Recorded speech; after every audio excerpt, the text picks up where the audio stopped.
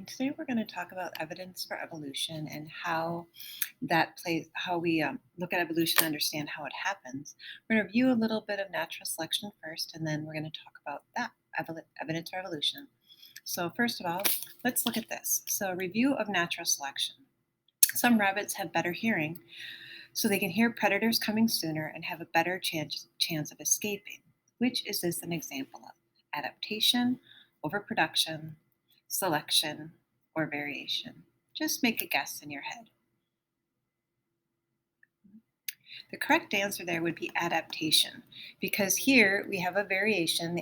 Some rabbits have better hearing, some would have less good hearing then, and that it helps them, so it gives them an advantage that they can hear predators coming.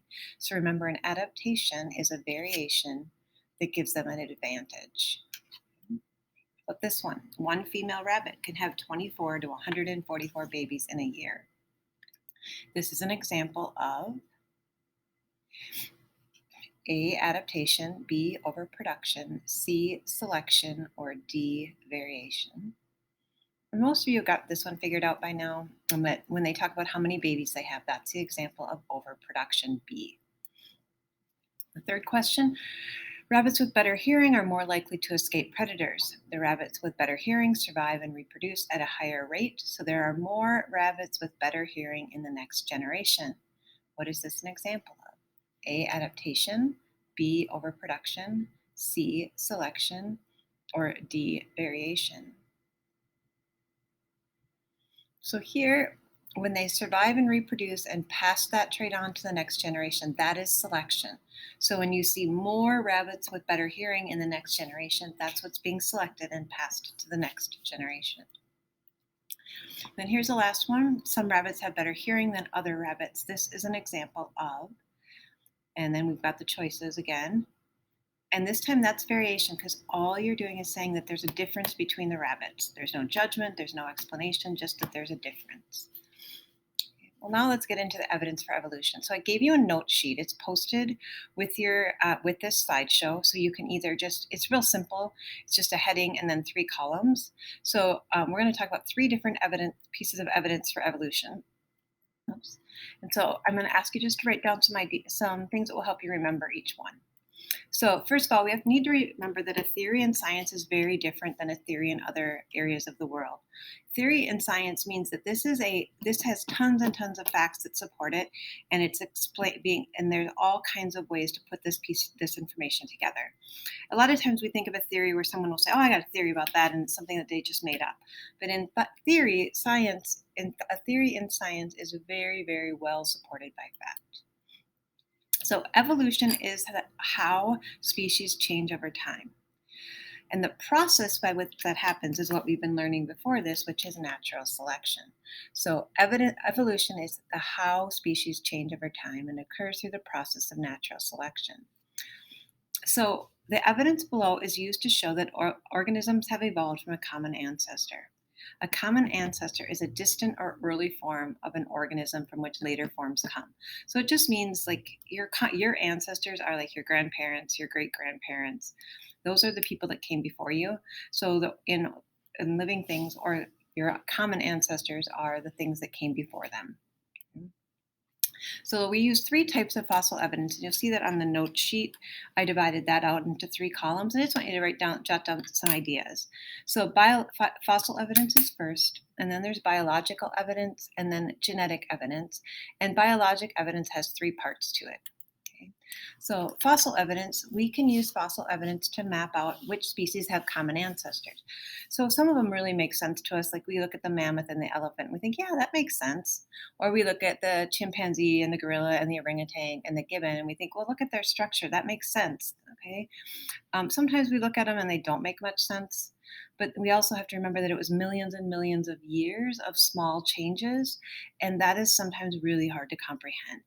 Because you guys are 12 and 13 years old, and you don't think in millions and millions of years. Okay? So this helps us to understand how life has evolved over time. And fossils can show us that species shared a common ancestor, because we can look at like their bones and their structure and go, wow, this is really similar. These 2 organisms are. Okay. Fossil evidence provides evidence that helps science match which species had a common ancestor, like we said. So if you look at the horses here, you can look at their foot and you can see there's commonality. You can also look at their molar teeth, the back of their molars in the back of their mouth, and there's commonalities in the way those are put together. So there are three types of biologic evidence: vestigial structures, similar internal structures, and then similar stages of early development. So vestigial structures are organs which were fully developed in ancestors but are unused in a later species. So for example, bodies of whales and snakes have small leg-like bones indicating that their earlier ancestors may have had legs, so that you can still see those small leg bones in those two organisms. Um, a vestigial organ that we have, we don't need it anymore, is our appendix. If you think, you might be able to think of another structure that sometimes it helps to think if we could take it out and it doesn't have any effect. So some of you are starting to hear about taking your wisdom teeth out. So that's another one that people talk about being a vestigial structure in humans. The second example is biological evidence. This is organisms that live in different environments have similar internal structures that have the same function. For example, arms, wings, and fins. So if you look at the arm structure there, they all have one big, long arm and bone in their arm, and then they have two bones that run parallel to each other in their forearm, and then there's a set of wrist bones and hand bones and finger bones, and they're color coded there so you can see how they're the same. So the long bone in the arm is called the humerus, and then the radius and the ulna run parallel to each other in your forearm. And then you have finger bones, carpals, which are your wrist bones, and metacarpals, which are your hand bones, and then phalanges, your fingers. And you can see that in the penguin, the alligator, the bat, the human, and the whale and the cat, all of them have very similar arm bone structure. Now, they have very different functions of things that they do, but they have very similar function or structure inside. Okay. Another one is embryos. And if organisms that are similar in their development or have come from a common ancestor have very similar embryos. So if you look at those embryos, those are actually the embryos of 8 different organisms. Okay, I'm going to show you. Here are the 8. Okay, so one of those is a cow, one's a chicken, one's a fish, one's a hog or a pig, one's a human, one's a rabbit, one's a salamander, and one's a tortoise. I just put them in alphabetical order. From looking at those embryos, can you tell which one is which? Can you tell which one's a human? Now, some people will guess and they'll say, "Oh, I think it's this one." But if you really, really look at it and think about it, can you tell at this point the difference between the fish and the salamander, or the hog and the cow? I can't. So that's really early development. This is a little bit later. Now you can start to tell the difference. You can definitely tell which one's the fish, probably which one's a salamander. You can definitely tell which one's the turtle. Okay, but the others are still kind of hard to tell. Okay, and I know some of you are thinking, "Oh, I know this one, I know that one." But even the 2 on the end, I think those are still very, very, or the 3 on the end, 6, 7, and 8 are very similar still. So here's what they are. 1 was a fish, 2 was a salamander, 3 was a tortoise or turtle, obviously. 4 was the chicken, 5 was a pig or the hog, 6 was the cow, 7 was the rabbit, and 8 is the human. And you can still see that they're very similar early in development. Okay. The last one is genetic evidence. And this is, scientists can tell how closely organisms are related by looking at their DNA. So although we might be quite different, for example, we share 92% of our DNA with a mouse. We've talked about this before, that you have a lot of your DNA does the same thing. It's the functioning of the cells, the creation of the organs, and a lot of those organs are the same. We have 4 legs, we have our 4 limbs, we have 2 eyes, we have a nose, we have a liver, we have a heart. So a lot of those things are very similar. So the amount of DNA that you share tells how closely related you are. So something that we're going to look at today is called an evolutionary tree. And a cladogram, or an evolutionary tree, is a diagram used to show relationships among organisms. So the branches in the diagram show that the organisms are closely related.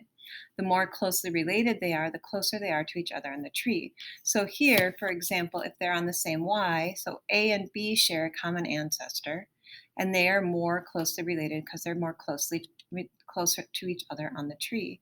Here is the same thing, just a different format. A and B are more closely related to each other than the others are, than A, B, and C are. C is related, but not as closely related. Okay, so we're going to do some practice here. So what I'd like you to do is, before you listen to me give the answers, if you would just pause the video and try to figure them out on your own.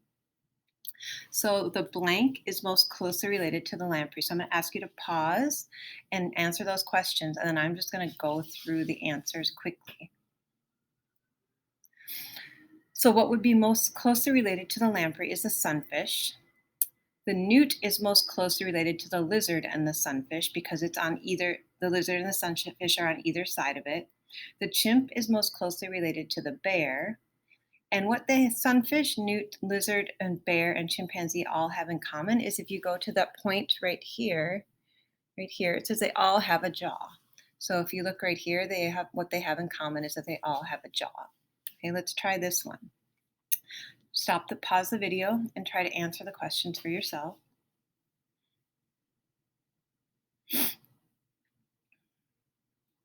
Okay, so here we go. The blank is most closely related to the frog. So you would go to, let's see, I need a pencil. Okay. So you go right here to the frog and the salamander. So the frog is most closely related to the salamander. Okay, and then if we go and look at the next one, it says that the blank and the blank are most closely related to the bird and the crocodile. So if you go out one here, so here's the bird and the crocodile, you go out one and the closest is the snake and the lizard. And then the mammal is more closely related to the crocodile salamander. So is that true? Is it more closely related to the crocodile or the salamander? I'm sorry. So we have to go out and look at mammal. Well, we only go out to here to find that it's most closely related to the crocodile, but we have to go all the way out to here to find that it's related to the salamander. So it would be that it's most closely related to the crocodile. And the bird, so find the bird, shares a common ancestor with the crocodile, according to this. Okay, so we're going to move on. Erase that so I don't leave the answer. All right, so this one, it says, look at these now and answer what dinosaur is most closely related. Again, I'm sorry, pause and try to answer the questions. And then we'll go back and look at them. Okay, so it says, what dinosaur is most closely related to the Triceratops? So we would look right here. And the Triceratops and the Protoceratops, because they share this common Y right here. And then which one is most closely related to the Tyrannosaurus? Then we have to go back and see who it shares a Y with. And that would be this one that is Ornitharmius or something like that. And then who shares a common ancestor with the Stegosaurus? So we have to find the Stegosaurus. My glasses are right here.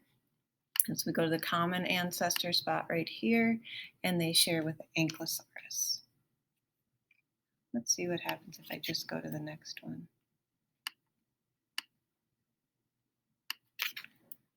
Oh, good. Let's get rid of it. So now I'm gonna give you some choices. Okay, so try to answer these. It says hyenas are most closely related to which group? So if we look here, where are the hyenas? Right here. So they would be most closely related to the civets and the I need to fix that. So they'd be most closely related to the civets and the mongooses. That should have been one choice. Okay. And then the weasels and the raccoons are most closely related to, it would be bears or red pandas. So we have to find the bears. Oh, yep. So the weasels and raccoons, we come out here, and they would be most closely related to the bears. Okay. And then let's go to the next one. Sorry. Okay. It says sea lions and fur seals are most closely related to what? Again, pause and figure it out. And so here we would look at fur seals and sea lions, and they are most closely related to the walruses. Okay? And so each branching, so right here, this spot right here, the branches on the diagram indicate B, where organisms share a common ancestor.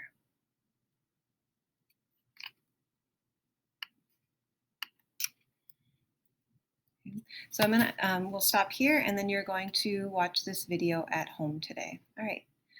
Thanks, guys.